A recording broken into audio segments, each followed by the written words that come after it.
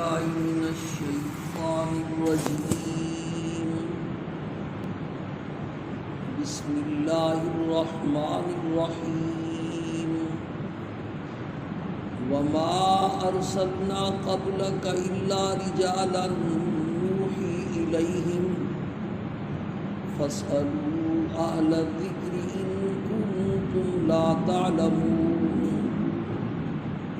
وما جعلناهم جسدا لا يأكلون الطعام وما كانوا خالدين. مسئلہ یہ بیان ہو رہا ہے کہ حضرت آدم علیہ السلام سے لے کر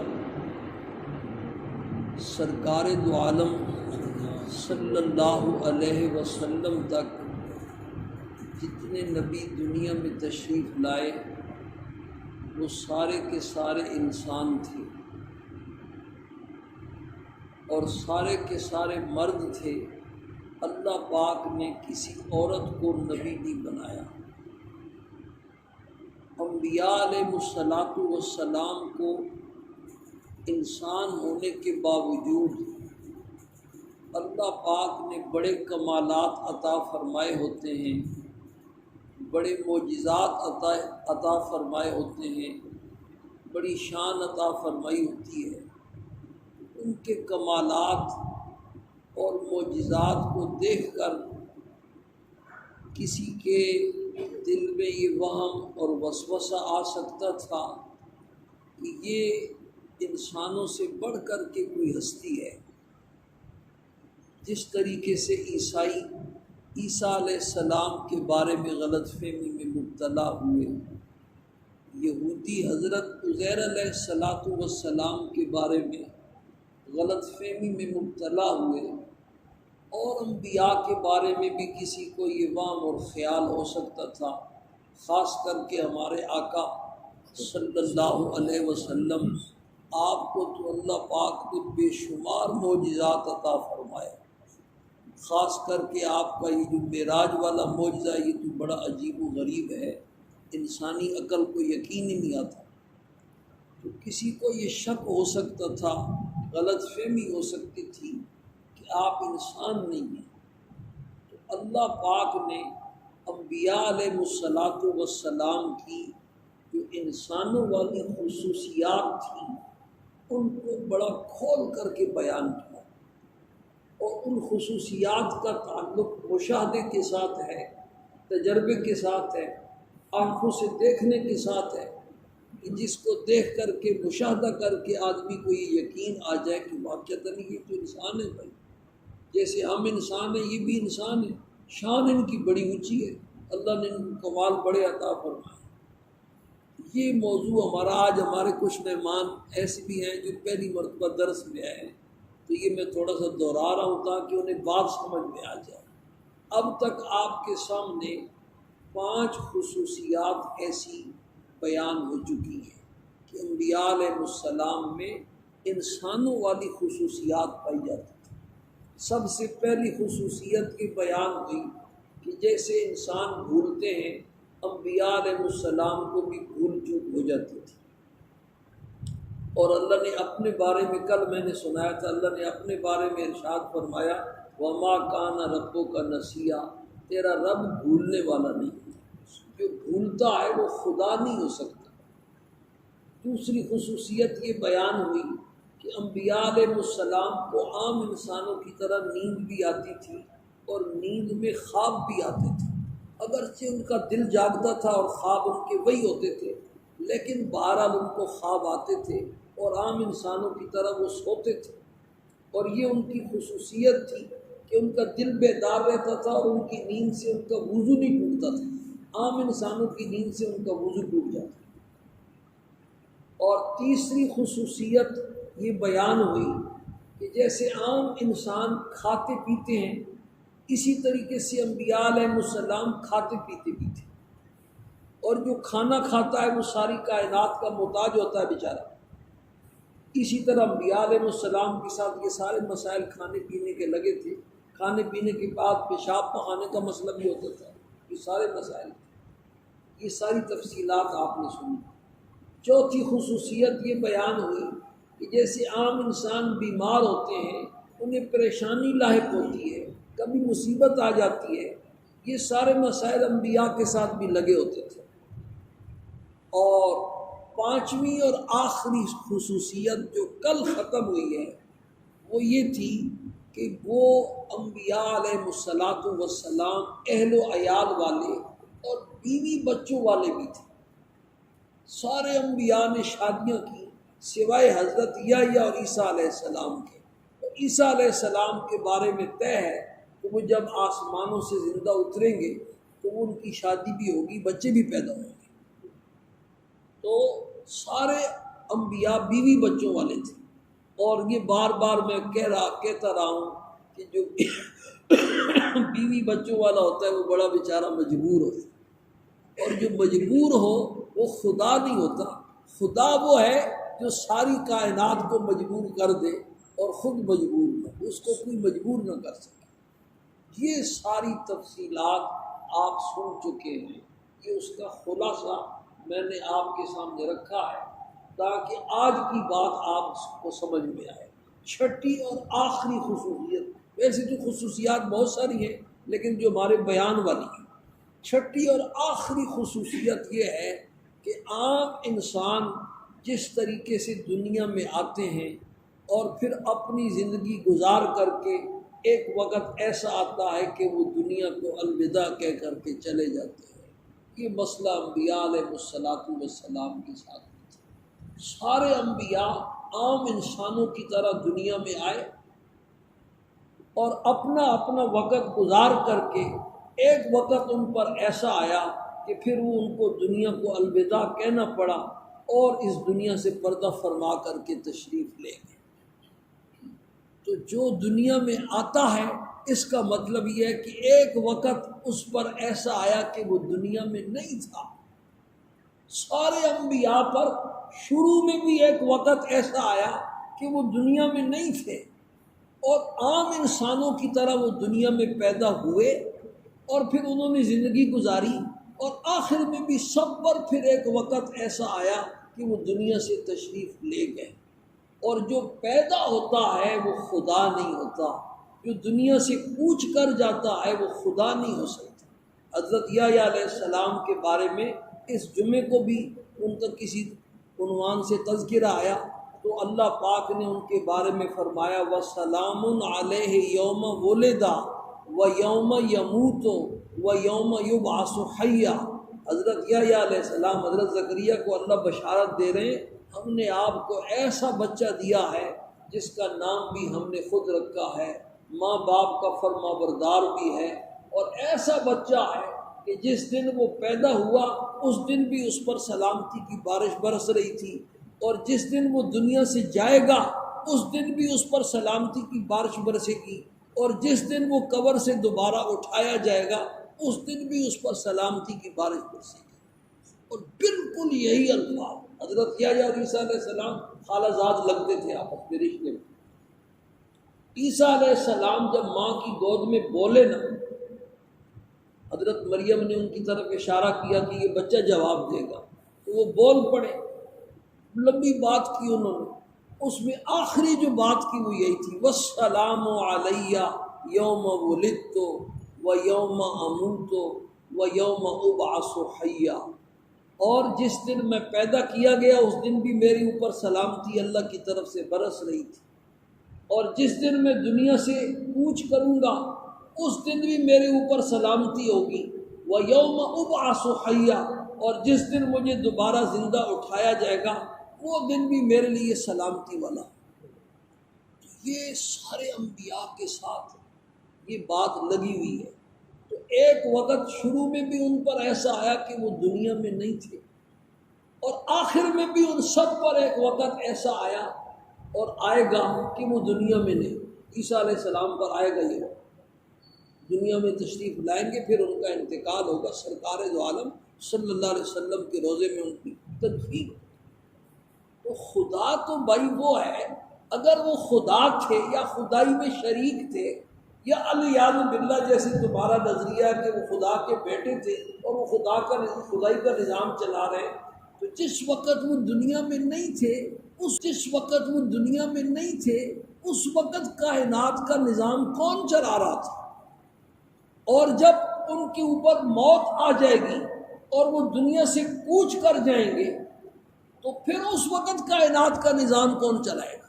خدا تو وہ ہے هو الاول والآخر، جو ازلی بھی ہو اور ابدی بھی ہو، ہمیشہ سے ہے اور ہمیشہ رہے گا، جس کی کوئی ابتدا نہیں کہ اس سے پہلے وہ نہ ہو، اور جس کی کوئی انتہا نہیں کہ اس کے بعد وہ نہ ہو۔ یہ بات اللہ پاک نے انبیاء علیہ السلام کے بارے میں ان کا دنیا سے کوچ کر، یہ جو ہماری آیت چل رہی ہے درس کی، اس میں بھی یہ الفاظ ہیں وَمَا جَعَلْنَاهُمْ جَسَدًا لَا يَأْكُلُونَ الطَّعَامَ، ہم نے ان کو ایسے جسم نہیں بنایا تھا کہ وہ کھانا نہ کھاتے ہوں، وَمَا كَانُوا خَالِدِينَ، اور وہ دنیا میں ہمیشہ رہنے والے بھی نہیں تھے۔ وہ سارے کے سارے دنیا سے ایک وقت ایسا آیا کوچ کر کے۔ کافر آپ صلی اللہ علیہ وسلم کے بارے میں یہ کہتے تھے کہ ان کی نرینہ اولاد تو ہے کوئی نہیں، چند دن ہے ان کے، بس جب یہ دنیا سے چلے جائیں گے تو معاملہ ختم ہو جائے گا۔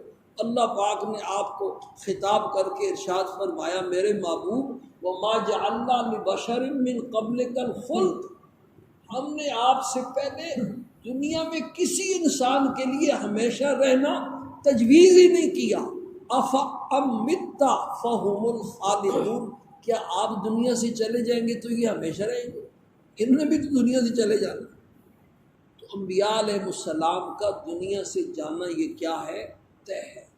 آج ایک واقعہ ذکر کر کے پھر ختم کرتے ہیں، باقی انشاءاللہ کل۔ حضرت موسیٰ علیہ السلام کے بارے میں بخاری شریف کی حدیث ہے کہ ملک الموت انسانی شکل میں حضرت موسیٰ علیہ السلام کے پاس اللہ پاک نے بھیجا۔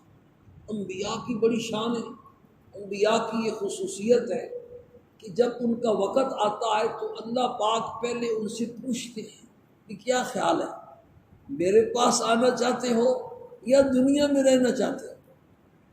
لیکن کوئی نبی ایسا نہیں آیا کہ جس نے دنیا میں رہنے کو پسند کیا۔ خود سرکار دو عالم صلی اللہ علیہ وسلم کے بارے میں بھی روایات میں آتا ہے، ایک دفعہ آپ نے خطبہ ارشاد فرمایا اور خطبے میں صدیق اکبر بھی تھے اور سارے صحابہ بڑے بڑے موجود تھے۔ آپ نے کہا کہ اللہ نے ایک بندے کو اختیار دیا ہے، دنیا میں رہنا چاہتا ہے یا میرے پاس آنا چاہتا ہے، تو اس بندے نے اللہ کے پاس جانے کو پسند کیا ہے۔ صدیق اکبر نے رونا شروع کر دیا۔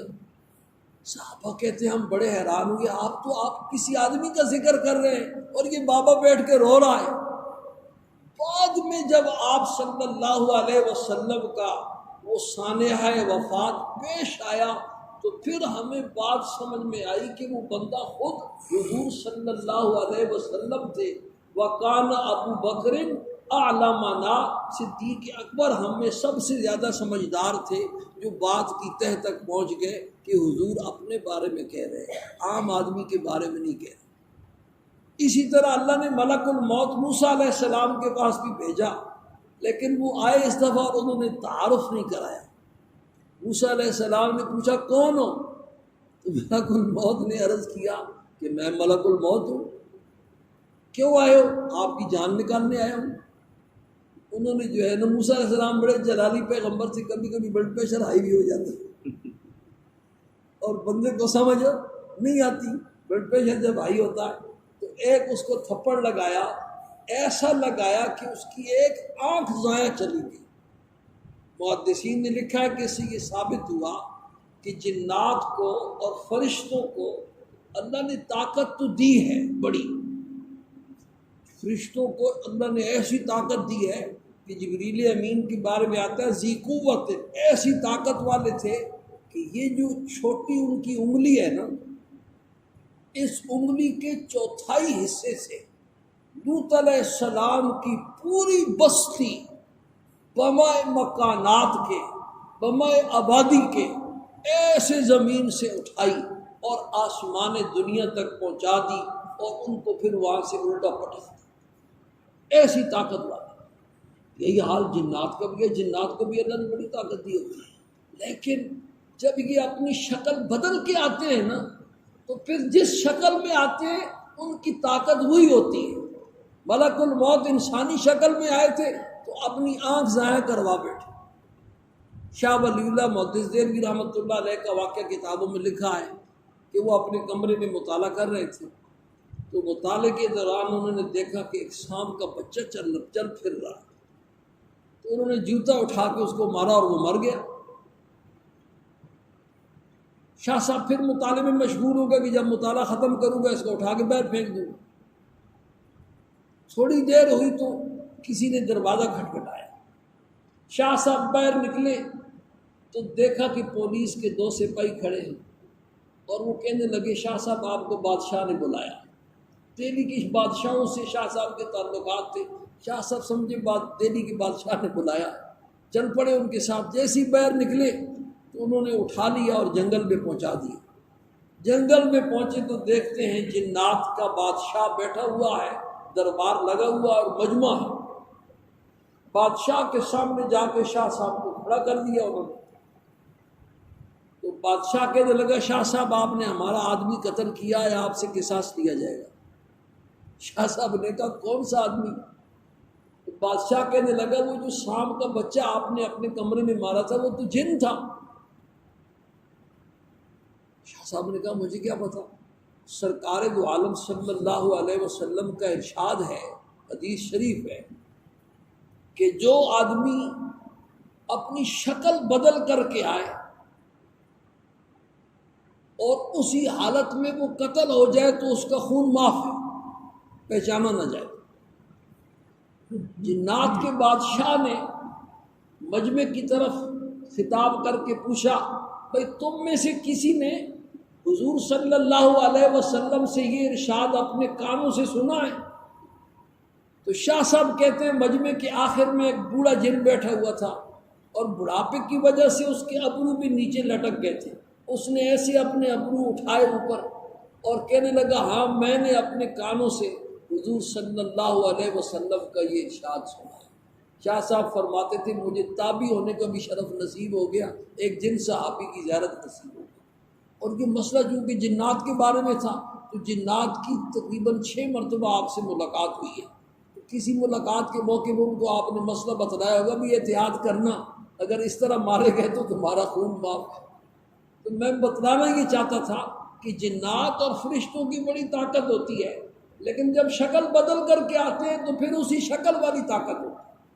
موسیٰ علیہ السلام نے بھی ملک الموت کی آنکھ کھول دی، ملک الموت گئے اللہ پاک کے پاس، آج آپ نے ایسے آدمی کے پاس بھیجا ہے وہ آنا نہیں چاہتا، اور اس نے میرے ساتھ یہ کیا۔ اللہ نے آنکھ ٹھیک کر دی اور فرمایا اصل میں بات یہ ہے کہ آپ نے اپنا تعارف بھی نہیں کروایا اور صحیح بات بھی نہیں کی۔ جاؤ اور موسیٰ علیہ السلام کو، پیغمبر اللہ کے بڑے لاڈلے ہوتے ہیں، موسیٰ علیہ السلام کو جا کر کے بتلاؤ کہ اگر وہ آنا نہیں چاہتے تو بیل کی پشت کے اوپر ہاتھ رکھیں۔ یہ بخاری شریف کی حدیث ہے، بیل کی پشت کے اوپر ہاتھ رکھیں، ان کے ہاتھ کے نیچے جتنے بال آئیں گے ان کی عمر میں اتنے سالوں کا ہم اضافہ کر دیں۔ ملک الموت دوبارہ آئے اور آ کر کے اپنا تعارف کرایا اور کہا اللہ پاک یہ ارشاد فرمانے کہ اگر آپ تیار نہیں ہیں مرنے کے لیے تو پھر بیل کی پشت پر ہاتھ رکھیں، آپ کے ہاتھ کے نیچے جتنے بال آئیں گے اتنا اضافہ کر دیں گے آپ کی عمر میں سال۔ موسیٰ علیہ السلام نے پوچھا پھر کیا ہوگا؟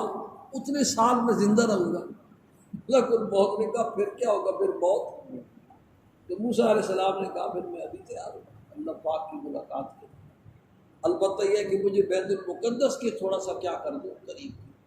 تو خلاصہ بھائی میرے دوستوں اور بزرگوں یہ ہے کہ انبیاء علیہ الصلوۃ والسلام عام انسانوں کی طرح دنیا میں پیدا ہوتے ہیں، پھر زندگی گزارتے ہیں گناہوں سے، جیسے پیدا ہوتے وقت پاک اور صاف ہوتے ہیں، زندگی گزار کر کے جب دنیا سے جا رہے ہوتے ہیں تو تب بھی گناہوں سے کیا ہوتے ہیں؟ پاک اور صاف ہوتے ہیں۔ پھر عام انسانوں کی طرح ان کا کیا ہوتا ہے؟ انتقال ہوتا ہے۔ اللہ پاک ہم سب کو اس کی سمجھ نصیب فرمائے، اور یہ عقیدے کا مسئلہ ہے، اللہ پاک اس کا یقین ہمیں نصیب